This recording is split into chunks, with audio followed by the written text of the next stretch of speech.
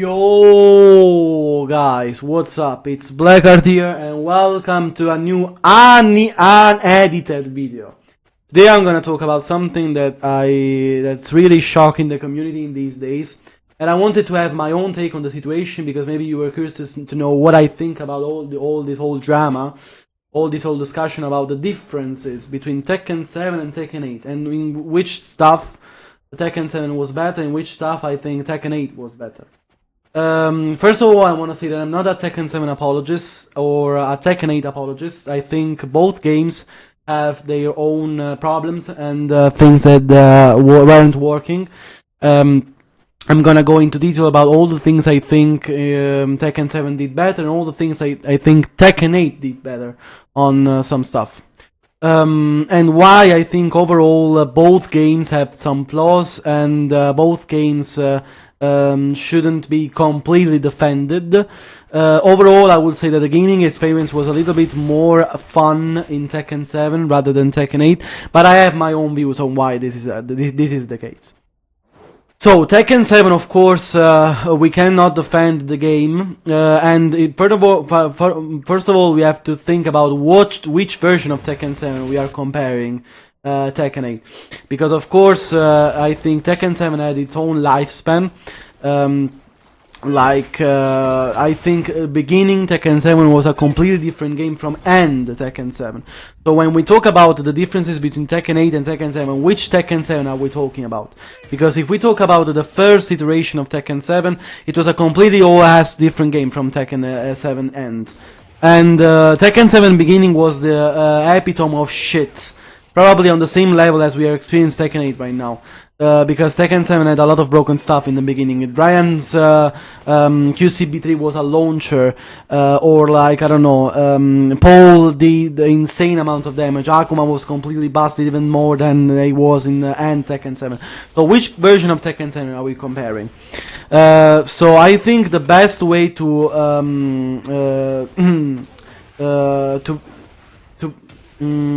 compare the two games is to think about Tekken 7 End. And Tekken 7 End had a lot of problems. It's not like we are saying that Tekken 7 was completely perfect. Tekken 7 had a lot of broken rage drives, like Steve's one, or like completely broken characters like Kunimitsu, Noctis on some instances, Marduk did insane amounts of damage. Like Tekken 7 was, of course, it was not a very complete and balanced game. On that we can agree. It had a lot of difficult stuff to deal with. And a lot of broken cards like Zafina movement and so all that really was predominant on higher levels of play. The thing though that is missing from Tekken 8 right now, I think, compared to Tekken 7, especially Tekken 7 End, is the fact that everybody could win in Tekken 7, I think. Everybody with a good amount of skill could possibly take a game on you. With the huge amount of skill and skill reward that the game was giving you. Because basically it was much more based around, I don't know, trying to get a move on your opponent, trying to, I don't know, outpoke your opponent, try to read what your opponent did, and so on. So on that, I think Tekken 7 wins over Tekken 8, and that's why we can say why is this a thing? Because Tekken 8 right now, like in Tekken 7, for your offensive choices, you got rewarded but also punished if you messed up. And there was kind of, let's say, like, I don't know, a balancing between the good outcome and the bad outcome of your offensive decision, let's say. Here, I think it's much more predominant how well you're rewarded with your offense than you are when you don't. When you mess up a decision in this game, much more than Tekken 7. Like, I think that Tekken 7, when you did a mistake, you basically died. You basically died, and that was on you, basically. All of your mistakes were on you most of the times, and you got punished really bad when something didn't go your way. But if you got a good action, maybe some Oki or a good combo damage, and that's it. Maybe some Oki, I don't know, some 50-50, and that's all. Here the situation is a little bit different because if you mess up, most of the times you hit a combo, okay? But the combo, first of all, doesn't deal full damage because, of course, there are the scaling hits airborne, so there's the recoverable health mechanic, and that's good, of course. The problem is that with some characters like, I don't know, Yoshimitsu or these kind of characters, even Juno in some instances, can recover much more health than they lose when they get a combo on them. And also, of course, you get rewarding for attacking, so some of your life is taken back by default by every character. But there are some characters that not only get rewarded when you attack back after a combo, but you actually get rewarded more than the combo you just ate, basically. Like Yoshimitsu or like even Aach. I don't know, there are a lot of characters that recover a lot of health in this game right now. And that's not something bad overall. I would say that the health recovery, the recoverable health you have when you get a combo is nice. The problem is that some characters just get too much health back when they get a right read on you. So that's a first issue. Like, combos don't deal the same damage as they did before. Again, it's not something to be completely against that. I think it's a good thing. The problem is that sometimes you get rewarded too much even when you get a combo on you, basically, because if you get some right choices after you get a combo, you basically recover all of the combo you just ate back. And so there is no especially against some characters, so there's no rewarding of your skill anymore in some instances. Also, of course, the fact is that now when you manage to get on your opponent, for example with a heat engager, especially with some characters, or even if you punish someone, now the offense is completely on you and you force your 50-50s on your opponent, something that in Tekken 7 was not so predominant, unless you were playing with some characters, I guess. But right now, of course, the 50-50s, it's the whole gameplay around Tekken 8, you know? The whole 50-50, forcing 50-50 continuously in the game is something that, of course, in Tekken 7 was not as much predominant, unless you were playing a particular character that was based around that, I don't know, like Anna or Kunimitsu or so on. So, again, that's the main point in which I think Tekken 8 is not doing as well as Tekken 7, because right now the skill gap is much lesser than it was in Tekken 7, because when you get a right read, and it's something that can happen even on a good player right now, I don't know, JDCR and so on, he's forced to guess in a 50-50 that not even top players can always guess right, of course. So in this sense, even a very, very much less skilled player can take a good action against a pro player. That's something that someone can say that it's good, some can say that it's bad. I don't know. I personally don't like it too much, because the whole game right now, it seems like a casino game, and not more a Tekken game, in which skill was the only, or was the predominant factor to make you win. I don't feel like that's the case anymore. That's why a lot of people don't like this game anymore, like they used to do in Tekken 7, because if you lost in Tekken 7, it was basically all of your fault most of the times, let's say. Of course, there were some broken stuff, some broken cards, some broken damage, some broken heat smash, rage strikes, but overall, let's say that most of the fault, if you lost, is on you. I don't feel like it's the case anymore, like not as much as before, because now there's a lot of luck-based actions and guesses. So a lot of the things you have to do during your match is based on luck. There's not only skill anymore, and plus the characters in Tekken 7 were broken, like Mardak and so on. But now all the characters are so overall busted, and the broken ones are even more busted than the already busted ones. Because, for example, Steve, Tekken 8 Steve in Tekken 7 will be top tier, will be top 1 probably. That's the main point. They are so over the top, the broken tiers in this game, that they are like god tiers, even compared to Mardak or Noctis or I don't know, everyone else in Tekken 7. I played Tekken 7 again in these days, and it's much, even though it's much slower paced, I think, than Tekken 8. It's much more enjoyable to play, I think, even with broken characters, because, it feels like you have more space to work around, You have more, even though the movement is lesser than Tekken 8, I think. Tekken 7 movement, I think, is worse, especially backdashing and sidestepping. Backdashing, maybe it's better in Tekken 8 7, but sidestepping overall is much worse in Tekken 7, right, than Tekken 8. I still feel like Tekken 7 gives you much more freedom during your play, during your actions. Tekken 8 feels much more oppressive, these big moves, and then you have to guess, and then you have to reset the neutral, to reset the neutral back again. So, especially against some cards here, the action, especially, I don't know, if you play against Dragunov, maybe, the action becomes so oppressive, but so oppressive that it's one fraction of what it was in Tekken 7. Like, of course, I'm gonna take the ultimate example, of course, that is Dragunov. But that's what I feel, really. When you have to play against a character like this, even if you have good movement, like Tekken 8 does right now, what does it even mean in the general game, sort of things? When you have to defend against a character that does everything by its own. Or against a character like Yoshimitsu, that basically controls the game as much as he wants with the stuff he has. Or like with some broken X matches like Kuma's one, for example, that completely gets you even if you are behind his back. Like, that's why I don't think the game is much enjoyable. Or like with Shayu's Oki situations, you don't have nowhere to escape from this kind of stuff. Nowhere to escape. Or like against Shain's Oki, Shain's 50-50s, Shain's Engagers.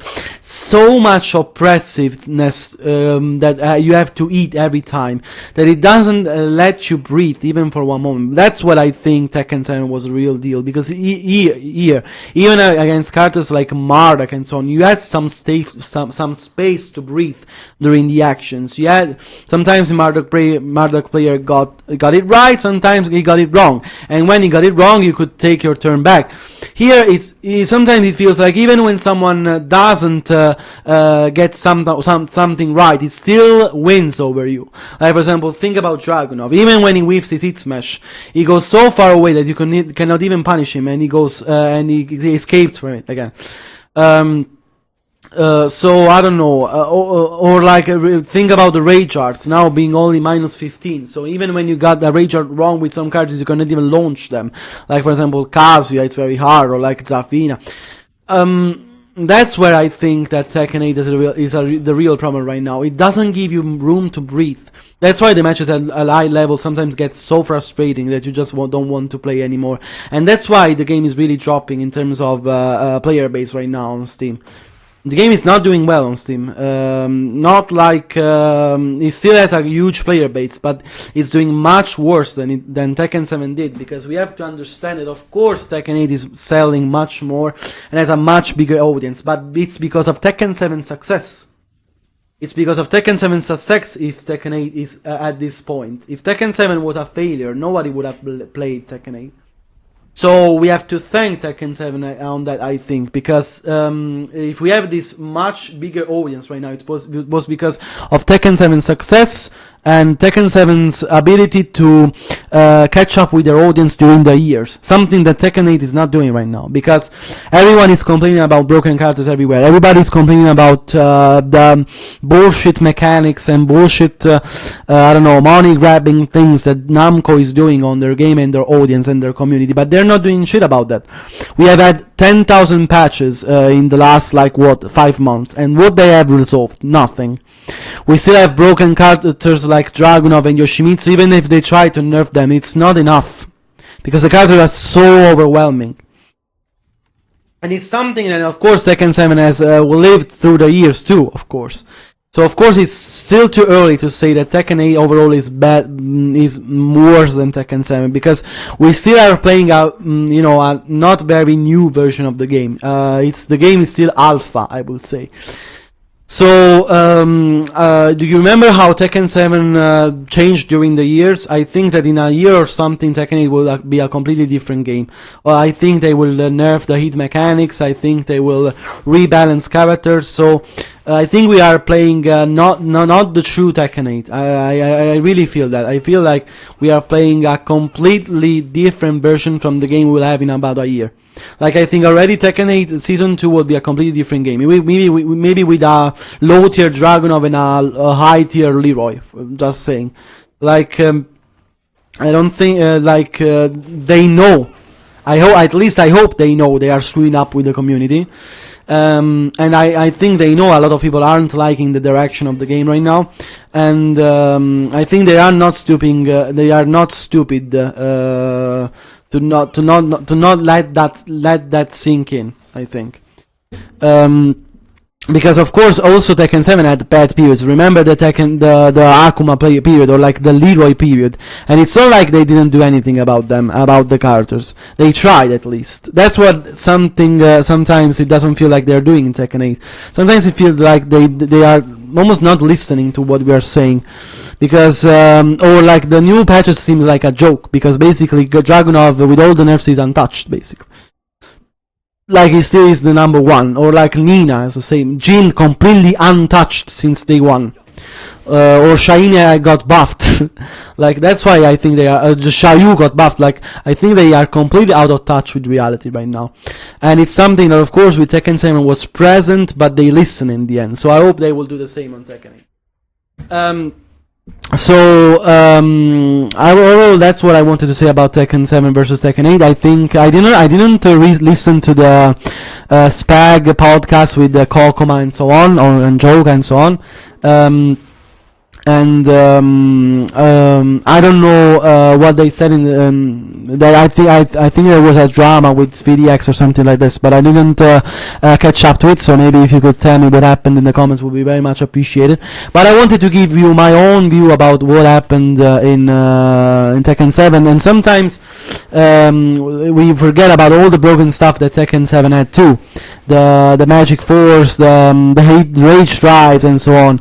And I agree on that, but the fact is that even if there were, of course, broken stuff on Tekken 7, no one is denying that. Tekken 7 had a lot of broken stuff. It just felt more free to play than this. This feels like, I don't know, torture sometimes to play, especially against some players, some characters. It never felt like that, personally, even against the most broken characters in Tekken 7. Of course, they were frustrating to play, because Mardak was frustrating to play even in Tekken 7. And, you still had your opportunities against a Mardak player. Here, sometimes it feels like you don't even have those kind of opportunities if someone starts to being so much aggressive with certain characters. Just feels like you have to constantly guess their gameplay, and when they finally are done, you can try to get a comeback.